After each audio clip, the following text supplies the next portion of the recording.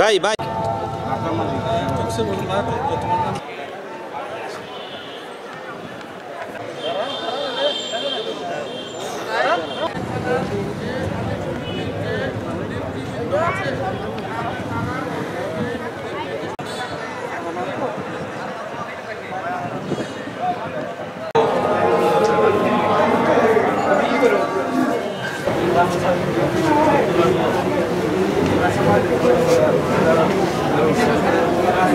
বিষয়টা আমি ডিসির সাথে আলোচনা করেছি ইতিমধ্যে।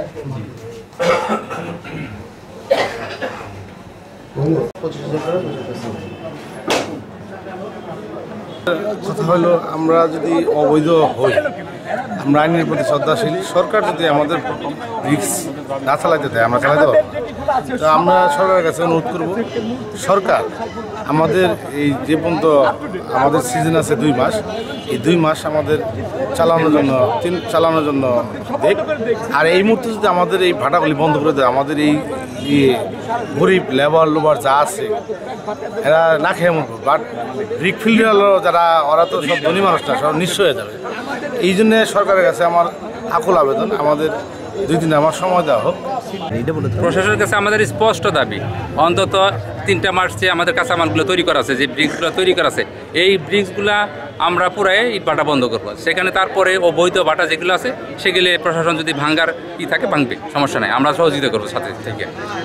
কিন্তু এই মুহূর্তে এই ভাটাগুলা ক্ষতিগ্রস্ত হইলে এই যে প্রত্যেকটা ভাটা যে শ্রমিকগুলো আছে 250-300, প্রত্যেকটা ফ্যামিলি বেকার হবে, প্রত্যেকটা ভাটার মালিক ক্ষতিগ্রস্ত হবে, ঋণ খেলাপি হবে, দাঁড়ে দাঁড়ে ঘুরতে হবে, বাড়ি থাকতে পারবে না।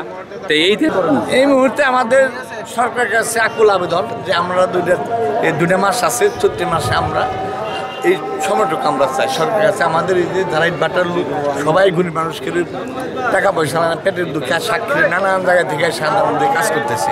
আমাদের এই সুযোগটা আমরা সরকারের কাছে আকুল আবেদন, আমরা পরবর্তীতে এই 34 মাসের পর আমাদের একটা খোলা থাকবে না, বন্ধ করবো। তারপর যদি সরকারের সাথে আমরা আলাপ আলোচনার মাধ্যমে যদি আমরা কিছু করতে পারি তাহলে আমরা চালাবো, সরকার দিলে না চালাবো। আমরা থানার মোটামুটি 200 ইটভাটা আছে, 200 ইটভাটার মধ্যে আমাদের শ্রমিক আছে 50-60 হাজার।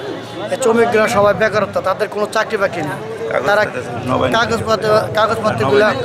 কাগজপত্রগুলো আমাদের নবায়ন, যাদের রানিং আছে তাদেরকে অন্তর্ভুক্ত নবায়ন দিতে হবে, যাদের নাই তাদেরকে হয়তো বা সময় দিতে হবে। এই সমস্ত বিষয় নিয়ে আমাদের মানববন্ধন। বিগত বেশ কয়েকদিন যাবৎ ধামরাইতে আমাদের পূর্ব অবগতি না করে, পূর্ব নোটিশ না করেই আমাদের এখানে ইটভাটায় অভিযান, ভাঙচুর এবং নজিরবিহীনভাবে আমাদের এখানে জরিমানা করা হচ্ছে। আমাদের এখানে প্রায় দীর্ঘ 20-25 বছরের ঐতিহ্য এখানে ইটভাটা আছে।